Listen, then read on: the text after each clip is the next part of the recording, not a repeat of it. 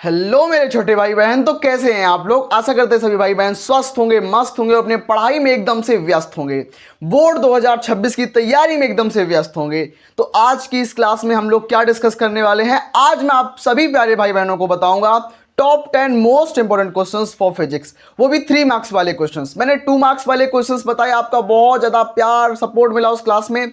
और आज की क्लास में हम लोग डिस्कस करेंगे 3 मार्क्स वाले क्वेश्चंस। मैं आपको 10 क्वेश्चन बताऊंगा, 10 क्वेश्चन बताऊंगा और वो भी 3-3 नंबर के होंगे। मतलब 30 नंबर आपके सिक्योर होने वाले हैं यहाँ से। तो 30 नंबर तक के क्वेश्चंस आपको यहाँ से मिलेंगे। लेकिन याद रखना, ये क्वेश्चन कितने परसेंट आने के चांसेस हैं। ये क्वेश्चन 99% बनने के चांसेस हैं। यहीं से क्वेश्चन बनेंगे। अगर आप ये 10 क्वेश्चन को तैयार कर लेते हो तो आपके बोर्ड एग्जामिनेशन में बहुत अच्छे नंबर आएंगे। आपके अंदर अगर कॉन्फिडेंस नहीं आ रहा है बोर्ड एग्जाम के रिगार्डिंग, आपको डर लग रहा है, अगर आप ये 10 क्वेश्चन कर लेते हो ना, बिल्कुल आसान शब्दों में बताऊंगा, बिल्कुल देसी लैंग्वेज में, जो हमारी देसी भाषा होती है, आसान शब्दों में उस भाषा में बताऊंगा। और हाँ, मैंने अपने हाथों से लिखे हुए हैं इनकी आंसर्स, तो हैंड रिटन आंसर आपको मिलेंगे, मेरे द्वारा लिखे गए आंसर मिलेंगे। तो उसकी चिंता बिल्कुल नहीं करनी है। बिल्कुल सिंपल और साधारण भाषा में सिखाऊंगा। बिल्कुल बता दूं कि टॉपर बनना बिल्कुल आसान है, लेकिन ऐसे ही हम आगे बढ़ते चले जाएंगे। और 1 सितंबर से 1 सितंबर से आपकी लेक्चर वाइज यानी कि वन शॉट सीरीज स्टार्ट हो जाएगी। और आप सभी की जिम्मेदारी है उस वन शॉट में बहुत ज़्यादा सपोर्ट करना, प्यार देना। 1 सितंबर से स्टार्ट हो रही है आपकी वन शॉट सीरीज, उसमें मुझे बहुत ज़्यादा सपोर्ट करना। तो आइए शुरू करते हैं हमारा क्वेश्चन नंबर 1। क्वेश्चन नंबर 1 हमसे क्या बोल रहा है, 3 मार्क्स का क्वेश्चन है ये। क्या बोल रहा है कि विद्युत क्षेत्र की तीव्रता की परिभाषा दीजिए। कि विद्युत क्षेत्र की तीव्रता क्या होती है, उसकी हमें परिभाषा देनी है, उसका मात्रक लिखना है और उसकी विमा लिखनी है। हमसे 3 नंबर का क्वेश्चन पूछा गया है। हमें बहुत ज़्यादा नहीं लिखना। आप बोलोगे भैया एक टॉपर बनने के लिए कॉपी को कितना भरना पड़ता है, तो टॉपर बनने के लिए कॉपी को कभी भरना नहीं पड़ता। ये दिमाग से निकाल दो इस चीज को। मैं सच बता रहा हूं, मैं अपने class 12 UP board class 12 district topper रहा हूं। इस बार 2025 में टॉप किया है। बहुत सारे प्यारे भाई बहन जानते भी होंगे टॉप करने का सबसे बड़ा सीक्रेट क्या होता है कि कम लिखना। एग्जामिनर के सामने कम लिखो, जिससे वो बहुत अच्छे से उसको पढ़ पाए, समझ पाए।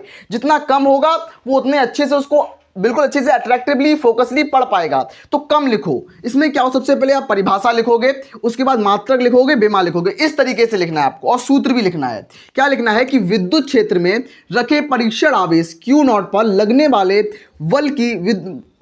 बल की तीव्रता विद्युत क्षेत्र की तीव्रता कहलाती है। इसका मतलब क्या होता है कि मेरे पास कोई विद्युत क्षेत्र ये है, मेरे पास कोई विद्युत क्षेत्र ये है, विद्युत क्षेत्र, और यहां पर कोई Q0 आवेश को मैं ला रहा हूं, यहां से मैं Q0 आवेश को कोई ला रहा हूं, ये मेरे पास विद्युत क्षेत्र है। और विद्युत क्षेत्र में कोई Q0 आवेश ला रहा हूं मैं, तो इस पर कोई बल कार्य करेगा, F कार्य करेगा। और इस आवेश पर जितना बल लगेगा, जितना धक्का लगेगा, जितना बल लगेगा, धक्का लगेगा, उस बल को बोलते हैं विद्युत क्षेत्र की तीव्रता।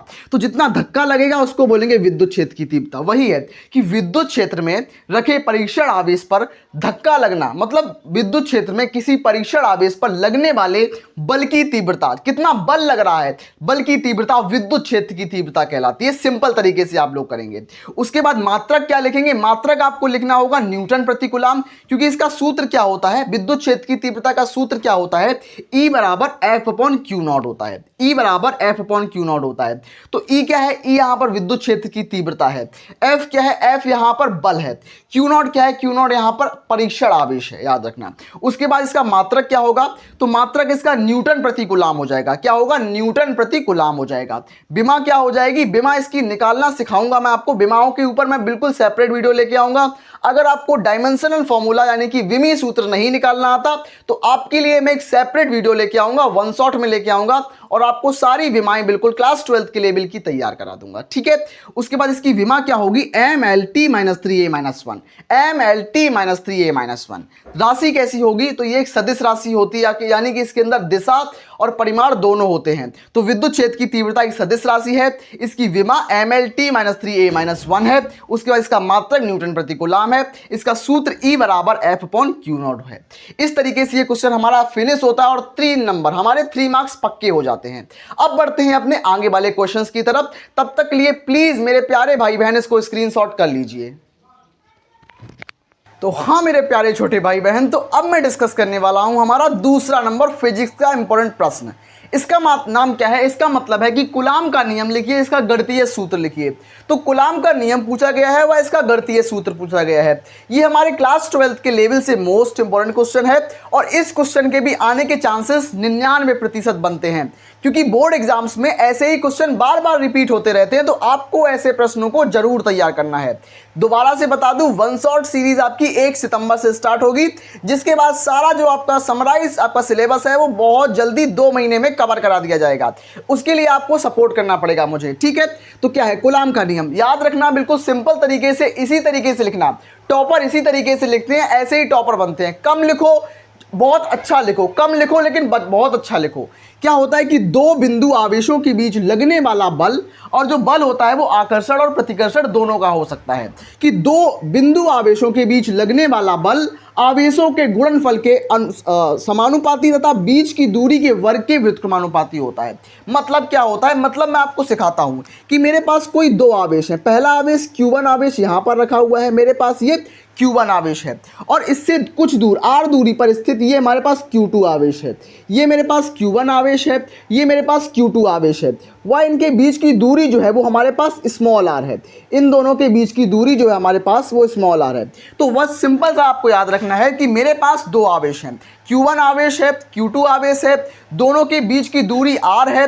अब क्या होगा? दोनों आवेश एक दूसरे पर बल लगाएंगे। ये इस पर बल लगाएगा, Q1 आवेश जो है वो Q2 पर बल लगाएगा, और जो Q2 आवेश है वो Q1 पर बल लगाएगा। धक्का मुक्की करेंगे, याद रखना, धक्का मुक्की करेंगे, बल लगाएंगे। अब क्या होगा? जो बल लगेगा वो किसने बताया था? जो बल लगेगा वो कूलाम ने बताया था। इसने क्या बोला? कूलाम भाई साहब ने बोला जो बल F है, बल मतलब फोर्स F जो होगा वो समानुपाती होगा Q1 गुणा Q2 के, Q1 इंटू Q2 के। क्योंकि इन्होंने क्या बोला कि बल जो होता है वो आवेशों के गुणा के, पहला आवेश गुणा दूसरा आवेश, इसके समानुपाती होता है। मतलब पहला आवेश गुणा दूसरा आवेश के समानुपाती होता है, लेकिन जो बल होता है वो दूरी के वर्ग के व्युत्क्रमानुपाती होता है। मतलब क्या होता है? मतलब F जो होता है बल होता है, इसके दूरी के स्क्वायर के व्युत्क्रमानुपाती होता है। मतलब दूरी क्या है? दूरी इसकी r है, r के स्क्वायर के व्युत्क्रमानुपाती। मतलब अगर दूरी बढ़ेगी तो बल घटेगा, अगर बल घटेगा मतलब दूरी घटेगी तो बल बढ़ेगा। मतलब साफ साफ है, अगर ये पास पास होंगे, पास पास रहेंगे तो झगड़ा ज़्यादा करेंगे। अगर दूरी ज़्यादा होगी मतलब r ज़्यादा होगी तो फोर्स कम लगेगा। क्वेश्चन साफ साफ आएगा। अगर दो आवेश पास पास हैं तो बल ज़्यादा लगेगा, अगर दो आवेश दूर दूर हैं तो बल कम लगेगा। सिंपल याद रखना इस तरीके से। ये मेरे पास क्या हो जाएगा? F व्युत्क्रमानुपाती 1/r²। मैं बिल्कुल बेसिक से लेके सिखा रहा हूँ कि मेरी हर एक छोटी बहन और मेरा हर एक छोटा भाई सीख जाए।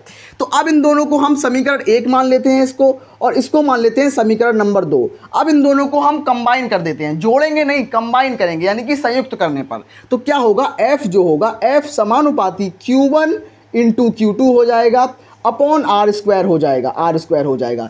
जब हमारे पास समानुपाती बीच में आ रहा है, जब हमारे पास समानुपाती का चिन्ह हटाएंगे, इस समानुपाती का चिन्ह जब हम हटाएंगे तो एक नियतांक आएगा जिसका नाम होगा k। तो हमारे पास जब ये चिन्ह हटेगा, F जो होगा F बराबर K Q1 गुणा Q2, F बराबर K Q1 गुणा Q2 अपॉन r² हो जाएगा। तो यही हमारे पास कूलाम का नियम है। इसमें क्या होता है? इसमें जो K होता है, K एक नियतांक होता है। K की वैल्यू क्या होती है मैं बता दूं। K बराबर होता है 9 into 10⁹ newton into metre square upon coulomb square. अगर आप इसका यूनिट नहीं याद रखते हैं तो नो प्रॉब्लम, लेकिन आपको इतनी वैल्यू याद रखनी पड़ेगी। K बराबर क्या होता है? 9 इंटू 10⁹। तो इस सिंपल तरीके से हम इस लॉजिक के थ्रू आप करेंगे, हम लोग आंसर हमारा निकल के आ चुका है। कूलाम के नियम का ये हमारे पास गणितीय सूत्र है। हमारे पास कूलाम का नियम मैंने लिख दिया, कूलाम के नियम का गणितीय सूत्र लिख दिया। ऐसे ही आपको एग्जाम में लिख के आना है, आपको 3 नंबर पूरे मिलेंगे। प्यारी बहना, प्यारे भैया, आप इसको सीखो। ऐसे ही बोर्ड एग्जाम में कॉपी को लिखा जाता है इस तरीके से ही, और आपका जो सूत्र निकल के आएगा उसको आप जरूर बॉक्स के अंदर बंद करोगे। बॉक्स के अंदर बंद करोगे, एग्जामिनर के ऊपर एक नजर जाएगी, एग्जामिनर उसको हाईलाइट करके देखेगा। सच बता रहा हूं, ऐसे ही कॉपी को लिखना है आपको। अब बढ़ता हूं मैं तीसरे नंबर क्वेश्चन की तरफ, तब तक के लिए आप इनका स्क्रीनशॉट अच्छे से कर लीजिए।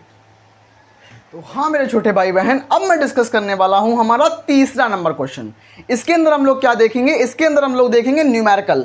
ये हमारे पास एक 3 मार्क्स का बहुत पूछा जाने वाला न्यूमेरिकल है। इसमें क्या है देखो, इसमें पूछा गया है कि एक ही धातु की 3 तारों की लंबाई और द्रव्यमानों का अनुपात क्रमशः ये दिया गया है, और इसके प्रतिरोध का अनुपात हमसे पूछा गया है।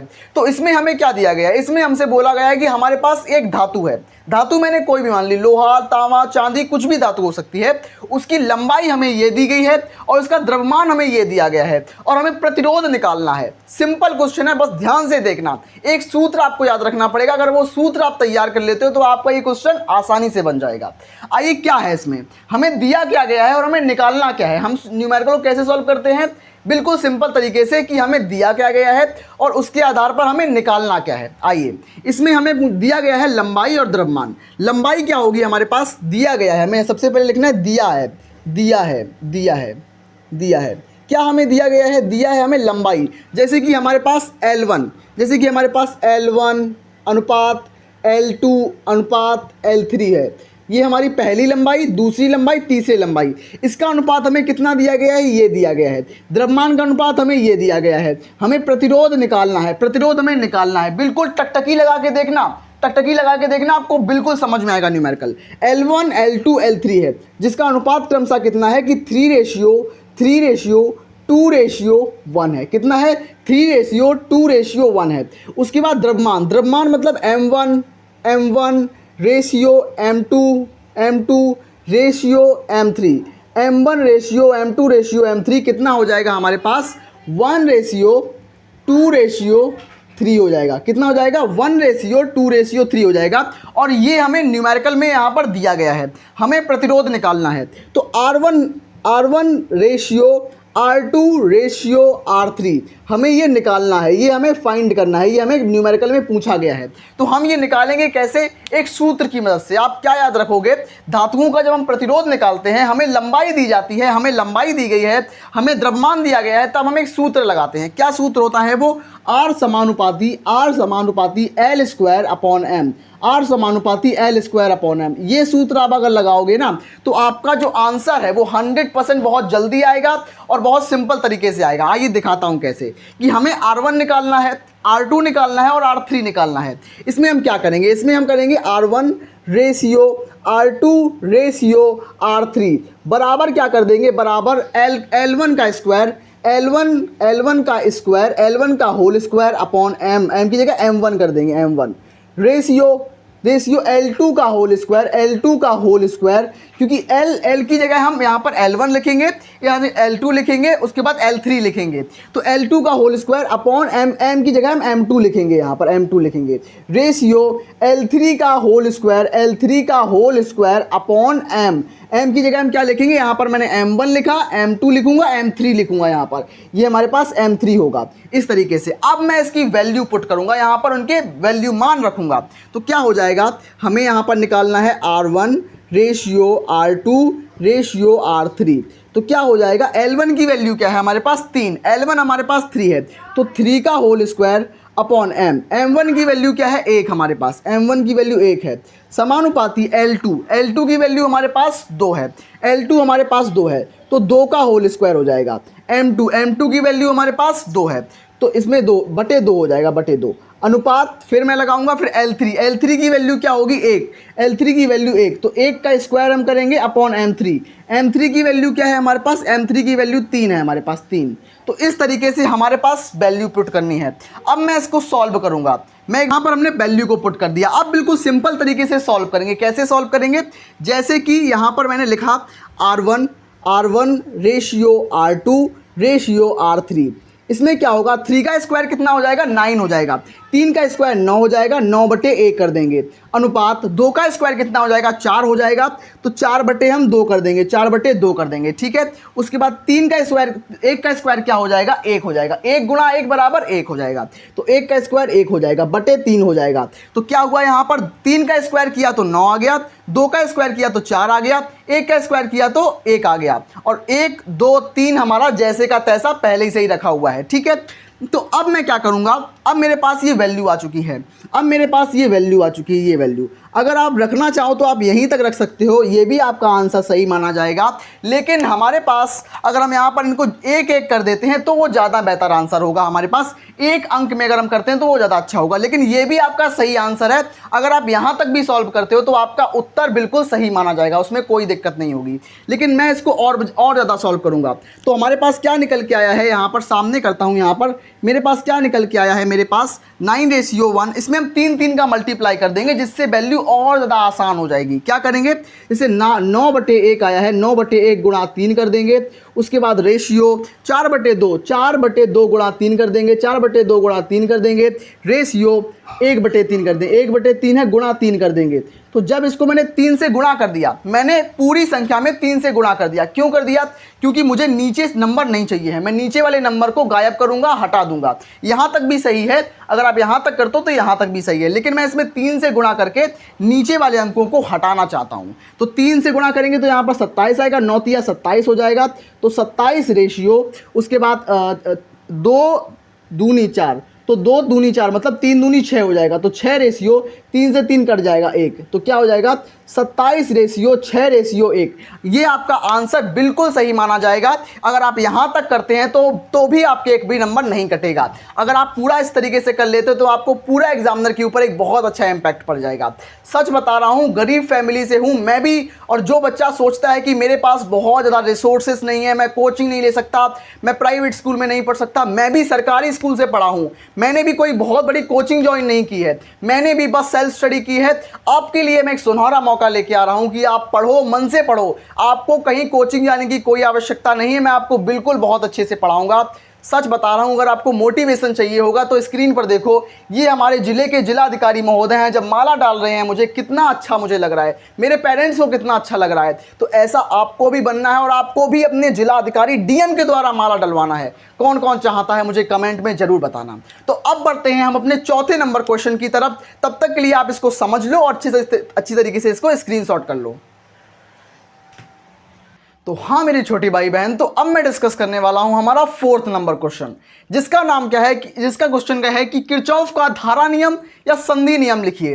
तो किरचॉफ के 2 नियम होते हैं। किरचॉफ जो वैज्ञानिक हैं विद्युत धारा के अंदर, इनके 2 नियम है। सबसे पहला नियम जो है वो धारा का नियम, जिसको संधि का नियम भी कहते हैं। उसके बाद इनका दूसरा नियम जो है वो है लूप का नियम या बंद पास का नियम। तो किरचॉफ ने 2 नियम दिए थे, पहला नियम धारा का नियम, दूसरा नियम लूप का नियम। लेकिन क्वेश्चन हमसे क्या बोला जा रहा है, 3 नंबर के अंदर क्वेश्चन आएगा तो केवल एक नियम पूछेगा, चाहे वो धारा का पूछे या फिर वो बंद पास का पूछे। अगर दोनों नियम पूछेगा तो वो 5 नंबर का क्वेश्चन बनाएगा और 5 मार्क्स वाले क्वेश्चन में मैं दोनों नियम दोबारा से कराऊंगा।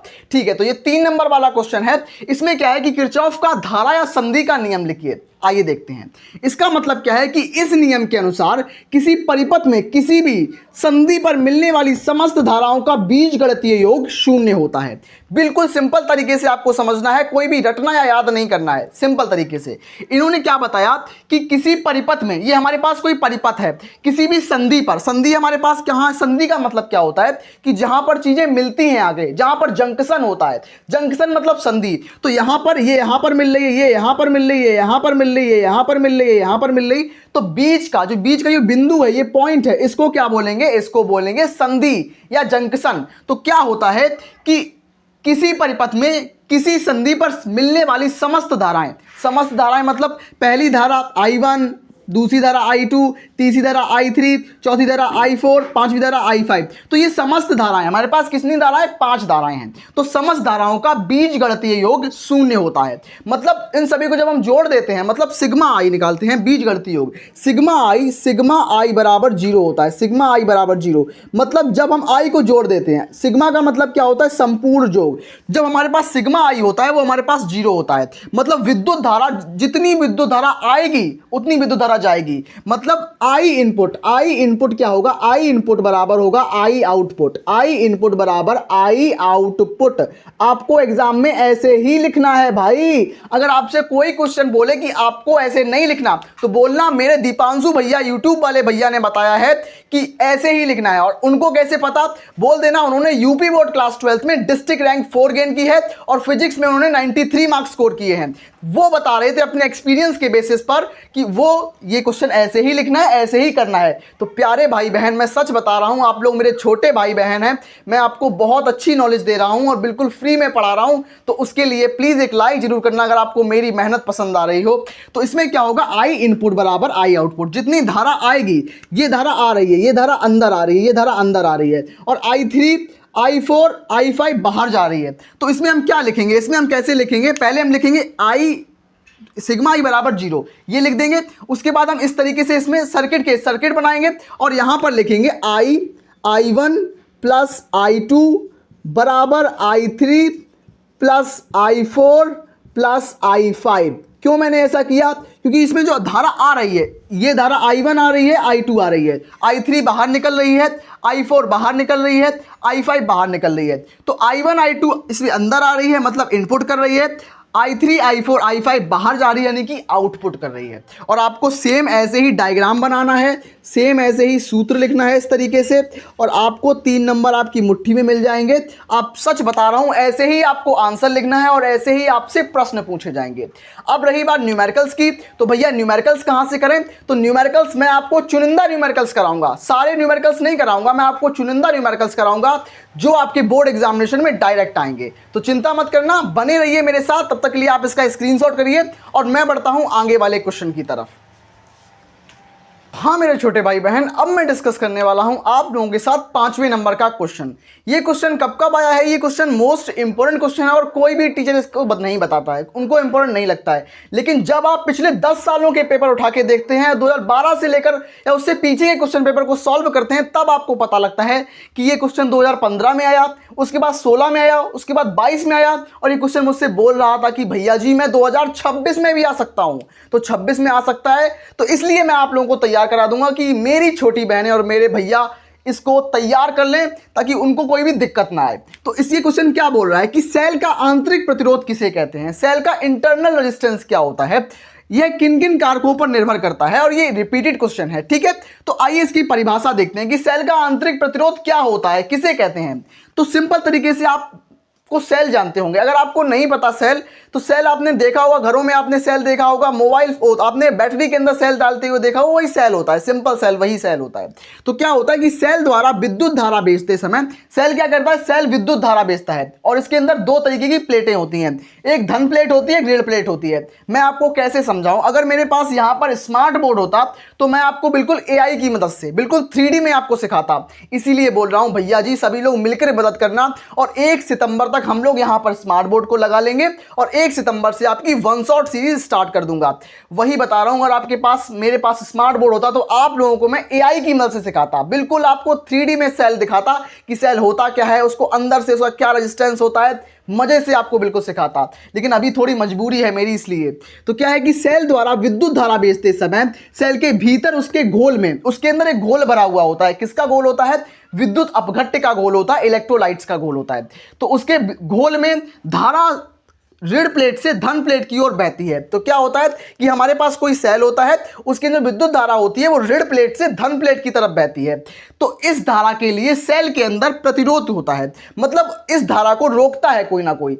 ऋण प्लेट से धन प्लेट की ओर धारा बहती है, लेकिन सेल के अंदर उसको कोई रोकता है, धारा के मार्ग में रुकावट डालता है, और सेल के अंदर जो धारा के मार्ग में रुकावट डालता है उसको बोलते हैं सेल का आंतरिक प्रतिरोध। प्रतिरोध का मतलब ही होता है धारा के मार्ग में रुकावट। जैसे कि विद्युत धारा बह रही है, तो मेरे बीच में से विद्युत धारा निकल रही है, तो यहां पर मैं रुकावट बन रहा हूं उसके लिए। तो ये क्या है, मैं एक प्रतिरोध हूं, मैं एक रुकावट हूं। सिंपल तरीके से अगर सेल के अंदर रुकावट होगी तो सेल का आंतरिक प्रतिरोध कहलाएगा, अगर बाहर रुकावट होगी तो सेल का बाह्य प्रतिरोध कहलाएगा, सिंपल तरीके से। अब सेल का प्रतिरोध किन किन कारकों पर निर्भर करता है, निर्भरता भी आपको आनी चाहिए। तो निर्भरता क्या होगी कि यह सेल की प्लेटों की दूरी के अनुक्रमानुपाती होता है। जितनी प्लेट दूर दूर होंगी उतना प्रतिरोध कम होगा, अगर जितनी प्लेट पास पास होंगी उतना प्रतिरोध ज्यादा होगा। तो प्लेटों को हमें दूर दूर रखना है जिससे प्रतिरोध जो है वो कम हो जाए। उसके बाद यह विद्युत अपघट्य की सांद्रता के अनुक्रमानुपाती होता है। और दूसरी बात क्या है कि मेरे पास जितना विद्युत अपघट्य होगा, विद्युत अपघट्य क्या होता है मैं बताता हूं। जैसे कि मेरे पास कोई विलयन है, इसमें मेरे पास NaCl है, NaCl। जब मैं NaCl को इसमें डालूंगा तो Na जो होगा, जो Na होगा, Na जो होगा Na प्लस बन जाएगा, Na प्लस बन जाएगा और Cl माइनस बन जाएगा, Cl माइनस। तो Na प्लस और Cl माइनस क्या होता है? ये सभी विद्युत अपघट्य होते हैं जो पानी के अंदर जो जल में जाकर अपने आयनों में टूट जाते हैं, उनको विद्युत अपघट्य बोलते हैं। सिंपल तरीके से NaCl जो होता है जल में घोलने पर Na प्लस और Cl माइनस देता है, ये विद्युत अपघट्य होता है। इसी का घोल होता है, घोल तो जानते ही होंगे ना, घोल होता है। तो उसके सेल के अंदर जो प्रतिरोध डालता है, रुकावट डालता है धारा में, सेल का आंतरिक प्रतिरोध कहलाता है।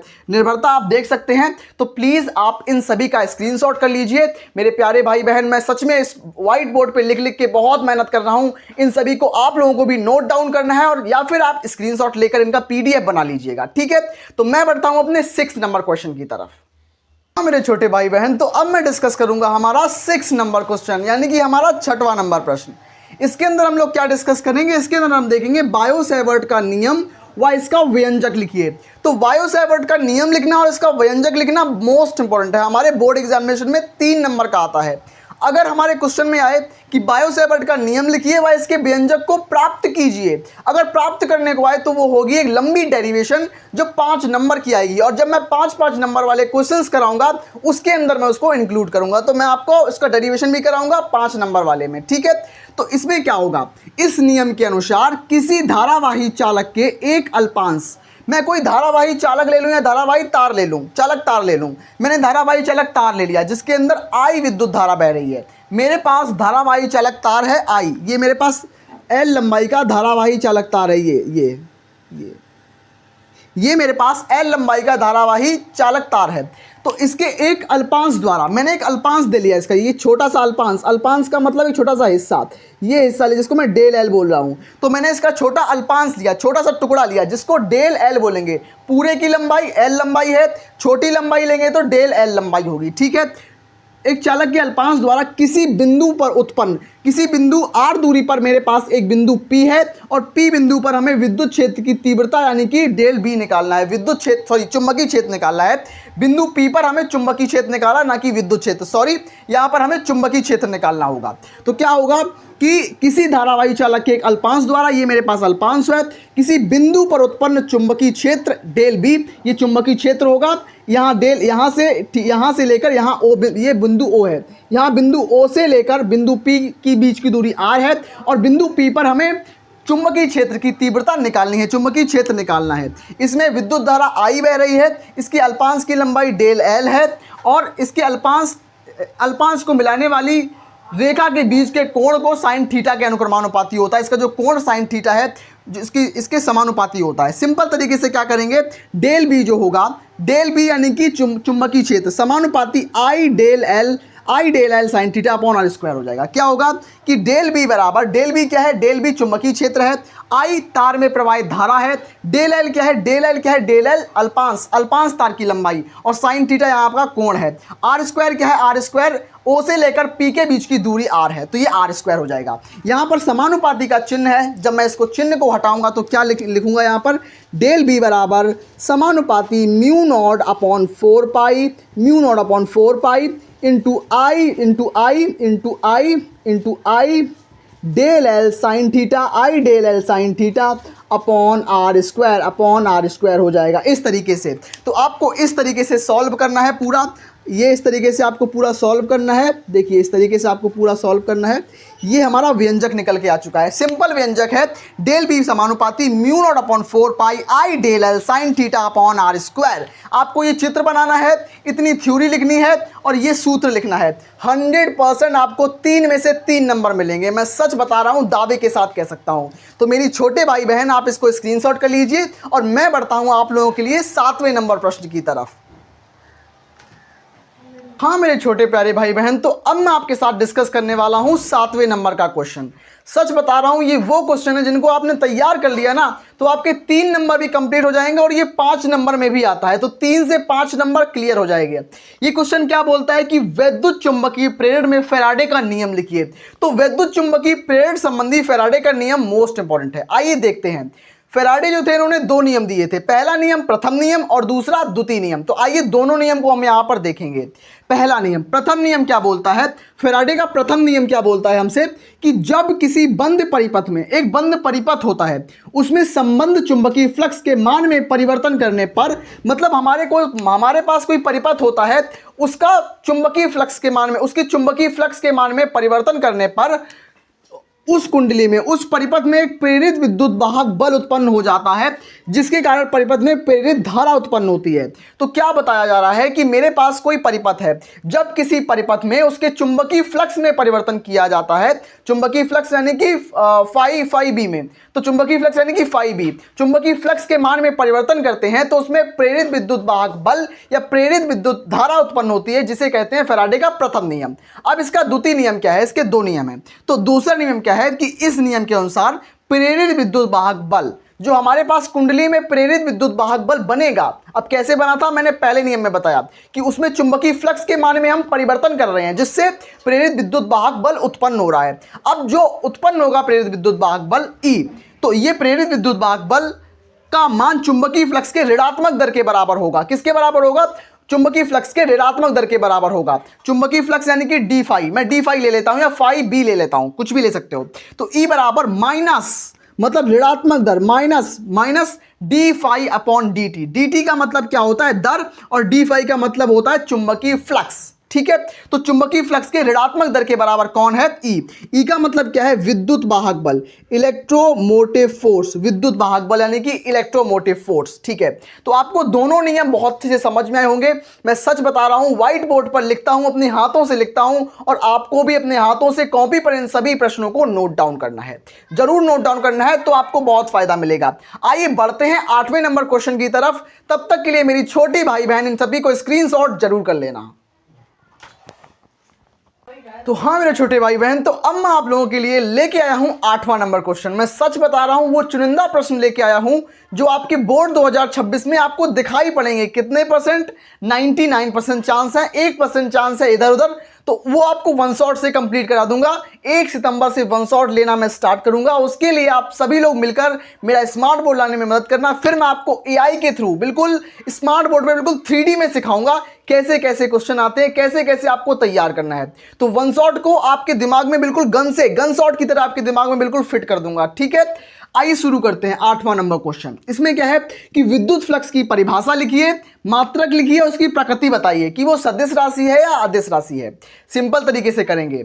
तो विद्युत फ्लक्स क्या होता है, विद्युत फ्लक्स मैं बता चुका हूं आपको। यहां क्वेश्चन पूछा गया है चुंबकीय फ्लक्स। तो चुंबकीय फ्लक्स की परिभाषा, मात्रक और उसकी प्रकृति। चुंबकीय फ्लक्स यानी कि मैग्नेटिक फ्लक्स। तो चुंबकीय फ्लक्स की परिभाषा क्या होगी कि मेरे पास कोई चुंबकीय क्षेत्र होगा, मेरे पास कोई चुंबकीय क्षेत्र ये है, यहाँ पर ये चुंबकीय क्षेत्र रेखाएं हैं, ये मेरे पास क्या है, चुंबकीय क्षेत्र रेखाएं हैं, चुंबकीय क्षेत्र रेखाएं इस तरीके से, ये मेरे पास क्या है, चुंबकीय क्षेत्र रेखाएं। और मेरा ये पृष्ठ, मैं एक पृष्ठ रख रहा हूँ, ये पृष्ठ रख रहा हूँ, तो इस पृष्ठ से चुंबकीय क्षेत्र रेखाएं निकलेंगी। इस पृष्ठ से, इस सरफेस से, इस तल से गुजरने वाली चुंबकीय क्षेत्र रेखाओं की संख्या को चुंबकीय फ्लक्स कहते हैं। मतलब इस पृष्ठ से, ये सरफेस जो हमें दिखाई दे रहा है, इस सरफेस में से कितनी मैग्नेटिक फील्ड लाइंस यानी कि चुंबकीय क्षेत्र रेखाएं निकलेंगी, गुजरने वाली चुंबकीय क्षेत्र रेखाओं की संख्या को चुंबकीय फ्लक्स बोलेंगे। इसको हम फाई बी के थ्रू रिप्रेजेंट करते हैं, और इसका जो मात्रक होता है वो होता है वेबर, और उसके बाद इसकी राशि जो होती है वो अदिश राशि होती है। ये एक स्केलर क्वांटिटी है यानी कि अदिश राशि है, और विद्युत फ्लक्स वो भी अदिश राशि है, चुंबकीय फ्लक्स वो भी अदिश राशि है। ठीक है, इसका सूत्र क्या होगा, फाई बी बराबर बी डॉट ए होगा, B dot A, phi B बराबर बी डॉट ए होगा। सिंपल तरीके से याद रखना कि चुंबकीय फ्लक्स क्या होता है। जैसे कि मैं एक सरफेस हूं, ठीक है, मैं एक पृष्ठ हूं, तो इस पृष्ठ से गुजरने वाली चुंबकीय क्षेत्र रेखाएं, मेरे अंदर एक चुंबकीय क्षेत्र, दूसरी चुंबकीय क्षेत्र रेखाएं, तीसरी, चौथी, मतलब मेरे अंदर से जितनी चुंबकीय क्षेत्र रेखाएं गुजरेंगी मेरा फ्लक्स उतना मजबूत होगा। तो जितनी रेखाएं मेरे अंदर से निकलेंगी वो मेरा फ्लक्स होगा। सिंपल तरीके से याद रखो, ये आप डेफिनेशन याद रखो, बिल्कुल समझ के साथ याद रखो। और वेबर इसका मात्रक होगा, ये अदिश राशि है। सिंपल तरीके से आपको बताया। अब बात करता हूं मेरी छोटी भाई बहन 9 नंबर और 10 नंबर क्वेश्चन को, तो आइए डिस्कस करते हैं भाई बहन। तो आप लोगों की भारी डिमांड पर मैं लेके आ चुका हूं 9 नंबर क्वेश्चन। मैं सच बता रहा हूं, व्हाइट बोर्ड पे लिखना मिटना बहुत ज्यादा मेहनत पड़ती है, तो एक लाइक प्लीज़ मेरी छोटी बहनें, मेरे छोटे भाई, एक लाइक जरूर आप लोग कर देना, आपकी बहुत मेहरबानी होगी। तो आइए शुरू करते हैं कि 9 नंबर क्वेश्चन क्या बोल रहा है कि ट्रांसफॉर्मर का सिद्धांत, यानी कि ट्रांसफॉर्मर का प्रिंसिपल, सिद्धांत क्या होता है, हमें यह बताना होगा ट्रांसफॉर्मर का सिद्धांत क्या होता है। उसके बाद इसमें होने वाली 2 ऊर्जा हानि का वर्णन करिए। तो ट्रांसफॉर्मर में जो ऊर्जा हानि होती है उसका वर्णन करना है। भैया हम ट्रांसफॉर्मर अब कब पढ़ाओगे? तो ट्रांसफॉर्मर को मैं पढ़ाऊंगा प्रत्यावर्ती धारा के अंदर, और इसके लिए आपको मेरे वन शॉट्स अटेंड करने पड़ेंगे। कब से? 1 सितंबर से वन शॉट स्टार्ट हो जाएंगे, वो भी स्मार्ट बोर्ड पर वन शॉट लूंगा। प्लीज आप सभी लोग मदद करना ताकि मैं स्मार्ट बोर्ड खरीद पाऊं, ठीक है। तो आइए, ट्रांसफॉर्मर का सिद्धांत क्या है कि ट्रांसफॉर्मर जो होता है वो अन्योन प्रेरण के सिद्धांत पर आधारित होता है। हमारे पास 2 चीजें होती हैं, एक चीज होती है स्वाप्रेरण और दूसरा होता है अन्योन प्रेरण। तो स्वाप्रेरण का मतलब क्या होता है? जब खुद से ही प्रेरित विद्युत वाहक बल उत्पन्न होता है तो उसको बोलते हैं स्वाप्रेरण। लेकिन अगर आप अपने दूसरे दोस्त को देख के इंस्पायर हो रहे हो, जैसे कि मैं एक यूपी बोर्ड टॉपर हूं और आप मुझे देखकर इंस्पायर हो रहे हो, तो आप एक अन्योन प्रेरण कर रहे हो। तो अन्योन प्रेरण का मतलब क्या होता है? किसी दूसरे से खुद अपने अंदर प्रेरणा लाना। तो किसी दूसरे की मदद से अपने अंदर विद्युत वाहक बल उत्पन्न करना, उसको बोलेंगे अन्योन प्रेरण, ठीक है। और स्वाप्रेरण का मतलब क्या होता है? अपने अंदर खुद से ही विद्युत वाहक बल उत्पन्न करना, ठीक है। तो क्या होता है कि यदि निकट स्थित 2 कुंडलियों में, मेरे पास कोई 2 कुंडली हैं, पहली कुंडली मेरे पास ये है, पहली कुंडली ये है, मेरे पास पहली कुंडली ये है, मेरे पास पहली कुंडली ये है, और इस कुंडली के पास एक दूसरी कुंडली रखी हुई है, मेरे पास दूसरी कुंडली ये है, दूसरी कुंडली ये है, पहली कुंडली ये, दूसरी कुंडली ये। तो अब मैं क्या करूंगा इसमें? अब मैं क्या करूंगा, मैं आपको सिखाने जा रहा हूं कि मेरे पास 2 कुंडली हैं। अब मैं जब इसमें यदि निकट स्थित 2 कुंडलियों में विद्युत धारा, किसी एक में विद्युत धारा प्रवाहित की जाती है, जैसे कि इसमें मैं विद्युत धारा प्रवाहित कर रहा हूं, इसके अंदर विद्युत धारा प्रवाहित हो रही है, तो इसके अंदर अपने आप चुंबकीय फ्लक्स के मान में परिवर्तन होगा, इसके चुंबकीय फ्लक्स के मान में परिवर्तन होगा, जिसके कारण इसके अंदर प्रेरित विद्युत वाहक बल उत्पन्न होगा, प्रेरित विद्युत धारा उत्पन्न हो जाएगी। और किसमें? इसके अपोजिट दिशा में। अगर इसमें धारा इस साइड बह रही है तो इसमें प्रेरित विद्युत वाहक बल इस साइड उत्पन्न होगा, मतलब उसके विपरीत दिशा में प्रेरित विद्युत वाहक बल और प्रेरित विद्युत धारा प्रवाहित होती है। मतलब इसमें क्या होता है, मैं आपको सिखाता हूं बिल्कुल सिंपल लैंग्वेज में।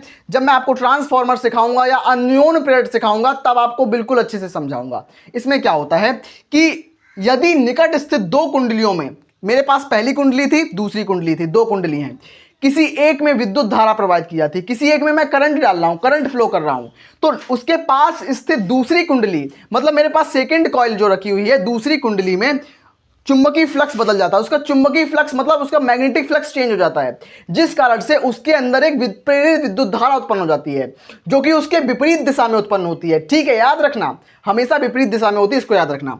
तो उसके मान में परिवर्तन होने के कारण प्रेरित विद्युत वाहक बल और धारा उत्पन्न होती है। यह सिद्धांत जो होता है वो ट्रांसफार्मर का सिद्धांत है। आप लोग बिल्कुल मन से पढ़िए, मैं आपको दिल से पढ़ाऊंगा, सच बता रहा हूं इसके बारे में।